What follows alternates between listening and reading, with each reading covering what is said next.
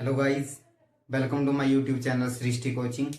आज हम एक्सरसाइज 7.2 का हमारा जो फिफ्थ क्वेश्चन है वो करने जा रहे हैं। 4 क्वेश्चंस हमने कर लिए हैं, उसके कंसेप्ट्स अच्छे से देखे, हमने अच्छे से सॉल्यूशन को देखा। क्वेश्चन बहुत इजी वे से करवाए हैं आपको, तो इस क्वेश्चन को भी बहुत इजी वे से करेंगे। अच्छे से कंसेप्ट को देखना, फिफ्थ क्वेश्चन के आपको अच्छे से क्लियर होगा। बहुत इंपॉर्टेंट क्वेश्चन है ये 10th क्लास का। ओके, तो अच्छे से सॉल्यूशन देखना और जो भी कंसेप्ट इसके अंदर बताए जाएं आपको वो अच्छे से समझना, अगले क्वेश्चंस में आपको काम आएंगे वो। तो शुरू करते हैं इस क्वेश्चन को भी। पहले स्टेटमेंट को अच्छे से पढ़ेंगे कि find the ratio in which the line segment joining A, ये कोऑर्डिनेट दिए हैं उसके, वी के कोऑर्डिनेट ये हैं, is divided by the x axis. हमको क्या दिया है, कहते हैं कि कोई लाइन सेगमेंट मैं ग्राफ पे बताता हूँ आपको, क्योंकि एक्स एक्सिस की बात आ रही है ना, तो मैं ग्राफ पे बताता हूँ आपको कि कैसे हमको क्या क्वेश्चन बना के दिया है। फील करवाता हूँ थोड़ा सा आपको, ऐसे ही बिना कंसेप्ट करवाए आपको क्वेश्चन नहीं करवाऊंगा। ओके, तो अच्छे से देखना इसको। तो ये आपका मान लीजिए, ये आपका एक्स एक्सिस हो गया और ये आपका वाई एक्सिस हो गया। ओके, ये इसका क्या होता है, फर्स्ट क्वाड्रेंट, ये क्या होता है सेकंड क्वाड्रेंट, ये क्या होता है थर्ड क्वाड्रेंट, और ये क्या होता है फोर्थ क्वाड्रेंट। इसके अंदर जो भी हमारे पॉइंट्स आते हैं उसके कोऑर्डिनेट्स क्या होते हैं, बेसिकली दोनों एक्स कोऑर्डिनेट और एक्स कोऑर्डिनेट और वाई कोऑर्डिनेट दोनों पॉजिटिव होते हैं। जो पॉइंट सेकंड क्वाड्रेंट के अंदर आते हैं वो उनमें क्या होता है, जो एक्स कोऑर्डिनेट है वो नेगेटिव होता है और जो वाई कोऑर्डिनेट है वो पॉजिटिव होता है। थर्ड क्वाड्रेंट के अंदर दोनों कोऑर्डिनेट्स नेगेटिव होते हैं, किसी भी पॉइंट के दोनों कोऑर्डिनेट्स नेगेटिव होंगे। इसके अंदर एक्स कोऑर्डिनेट पॉजिटिव होगा और वाई कोऑर्डिनेट नेगेटिव होगा। इसका रीजन मैंने इंट्रोडक्शन वीडियो में आपको बताया है। उसके बाद चलते हैं, फील करते हैं थोड़ा सा क्या हमको क्वेश्चन बना के दिया है।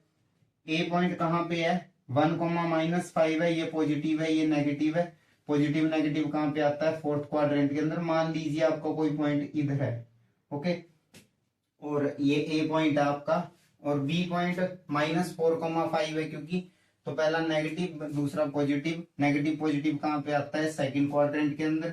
तो बी पॉइंट इस क्वाड्रेंट के अंदर कहीं पे होगा। बिल्कुल एग्जैक्टली बताने की जरूरत नहीं है कि कहाँ पे पोजीशनिंग होगी इसकी, बस ये बता सकते हो आप कि बी पॉइंट इधर होगा। ठीक है, थोड़ा सा फील करना है बस हमें। और इनको मिलाने वाली कोई लाइन सेगमेंट, ये कोई लाइन सेगमेंट होगी, इसका नाम क्या रखेंगे, बेसिकली ए बी ही रखेंगे हम। और इस लाइन सेगमेंट को क्या कर रहा है, जो एक्स, जो हमारा एक्स एक्सिस है वो क्या कर रहा है, किसी रेशो में डिवाइड कर रहा है, और वो रेशो हमें फाइंड करनी है। देखो एक्स एक्सिस इस लाइन सेगमेंट को इस जगह पे क्या कर रहा है, डिवाइड कर रहा है, दो पार्ट्स में डिवाइड कर रहा है, एक इधर वाला पार्ट और एक इधर वाला पार्ट। अगर इसको हम पी कह दें तो एक पी बी पार्ट बन गया और एक ए पी पार्ट बन गया, दो पार्ट्स बन गए ना इसके। तो यही क्वेश्चन के अंदर बोला गया कि X axis A B line segment को दो पार्ट्स में डिवाइड करता है या रेशो में डिवाइड करता है। तो रेशो ही हमें क्या करनी है, फाइंड करनी है। इसके अंदर ये जरूर ध्यान रखना कि P point A B line segment पे भी आता है और एक्स एक्सिस पे भी आता है। तो फिर एक्स, इसके पी के कोऑर्डिनेट्स क्या क्या होंगे आपके, x,0 होंगे, क्योंकि एक्स एक्सिस पे कोई भी अगर पॉइंट आएगा तो उसके कोऑर्डिनेट्स बेसिकली क्या होते हैं, x,0। और अगर कोई बाई एक्सिस पे पॉइंट आएगा, इस एक्सिस पे अगर कोई पॉइंट आएगा तो उसके कोऑर्डिनेट्स क्या होंगे, 0,y होंगे। ये नॉलेज आपको पता होनी चाहिए। ओके, तो क्वेश्चन हमें कुछ ऐसा बना के दिया है, क्वेश्चन कुछ ऐसे बना के दिया है हमें। ठीक है, क्वेश्चन हमें कुछ इस तरीके से बना के दिया है। ठीक है, और जब हमें रेशो पता करनी होती है, सॉल्यूशन देखते हैं अभी इसका। और लास्ट में देखो, पहले ये पढ़ लो, also find the point of division. इधर क्या दिया, आल्सो फाइंड द कोऑर्डिनेट्स दिया हमें, कोऑर्डिनेट्स ऑफ। ठीक है, also find the coordinates of the point of division. Point of division कौन हो गया, कौन डिवाइड कर रहा है, पी पॉइंट डिवाइड कर रहा है ए बी लाइन सेगमेंट को। तो इसके हमें कोऑर्डिनेट्स भी फाइंड करने हैं और रेशो भी फाइंड करनी है। दो क्वेश्चंस है इसके अंदर, दोनों फाइंड करेंगे हम। अच्छे से देखना सॉल्यूशन को।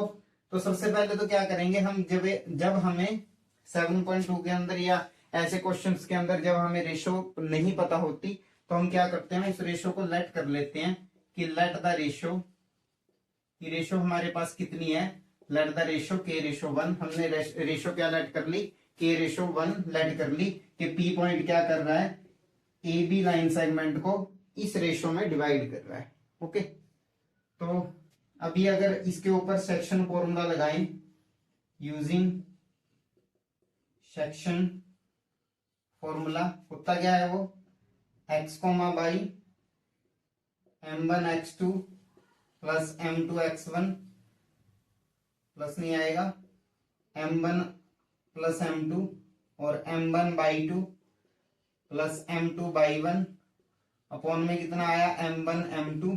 ठीक है, और देखो इधर से वैल्यूज निकाल लो, ये एक्स वाई की वैल्यू, ये x1 y1 और ये वाली आपकी x2 y2 की वैल्यू, ये वाली m1 और m2 की वैल्यू। सेक्शन फॉर्मूला आपने पिछले क्वेश्चंस के अंदर भी यूज किया है, तो आपको पता ही होगा कि कैसे वैल्यूज लेट करते हैं। ठीक है, कैसे वैल्यूज हम लेट करते हैं ये आपको पता ही होगा इसका तो। ठीक है, तो थोड़ा सा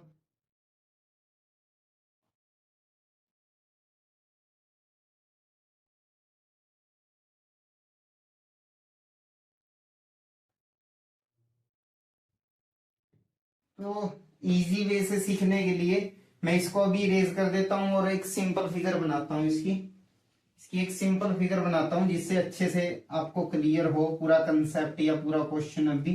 ठीक है, कंसेप्ट तो आपको क्लियर करवा ही दिया, अभी तो क्वेश्चन ही है, बस क्वेश्चन का सोल्यूशन अच्छे से देख लो।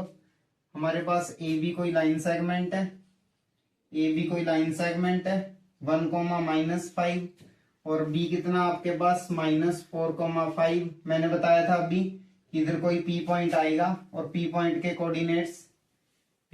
कोऑर्डिनेट्स क्या क्या होंगे, x, 0, और क्योंकि ये एक्स एक्सिस पे लाई करता है। और दूसरा चीज क्या था, रेशो के रेशो 1 है, ये x1 है, ये y1 है, ये x2, ये y2, ये आपका m1 m2 हुआ और ये वाला आपका xy हुआ। ठीक है, तो अभी शुरू करते हैं इसको। देखो अब वैल्यूज पुट करो बस इसके अंदर, x, 0, m1 की वैल्यू कितनी आई आपकी k, x2 की वैल्यू कितनी आई -4, m2 की वैल्यू कितनी है 1, x1 की वैल्यू कितनी है 1 और ये कितना हुआ k+1, m1 की वैल्यू कितनी है k, y2 की वैल्यू कितनी है 5, m2 की वैल्यू कितनी है आपकी 1, y1 की value -5 upon k+1।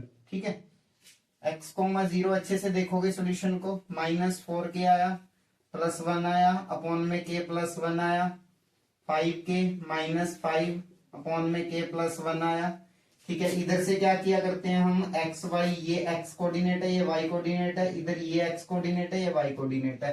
x coordinate को x कोऑर्डिनेट के इक्वल रखोगे, आप क्या करोगे, x कोऑर्डिनेट को x कोऑर्डिनेट के इक्वल रखोगे। ठीक है, कैसे रखोगे, देखो ये x कोऑर्डिनेट क्या है, इधर x है ना, तो x को किसके इक्वल रखोगे, -4k+1 अपॉन k+1, और y कोऑर्डिनेट कितना इधर 0, उधर साइड कितना y कोऑर्डिनेट कितना आपका 5k -5 अपॉन k+1। ठीक है, पहले इसको सॉल्व कर लो, नो सॉरी इसको मत सॉल्व करो, पहले इसको सॉल्व करो। सॉल्व कैसे करोगे, बाई में 1 लगा के इसके और इधर से क्रॉस मल्टीप्लाई कर दोगे, उधर लिख के बता देता हूं आपको, इधर करूंगा इसको। ठीक है, देखो 1 को इसके साथ मल्टीप्लाई करोगे तो कितना आएगा, 5k -5 इक्वल्स टू 0 को इसके साथ मल्टीप्लाई किया 0, तो 5k equals to 5, k equals to 5 upon 5, cut करके कितना आया, k इज इक्वल टू 1। ठीक है, अगर k की वैल्यू 1 है तो रेशो कितनी आएगी, तो इधर रेशो कितनी बनेगी हमारी 1:1।